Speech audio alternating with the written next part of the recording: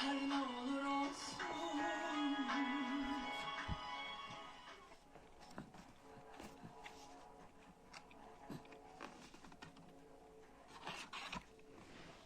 Hazırlaştığımız yerde hala yine pis oldu. Halanla danışmışsan mı sen?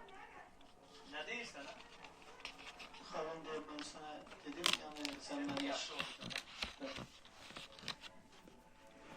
Bize danışmak istedi, bize bir gün koşulmak istedi falan. Koşulmaz değil mi? Tabii.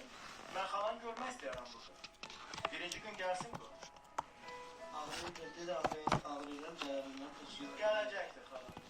Ve sonra toy baş verdi. O toy ki bu kadar insanı yığıp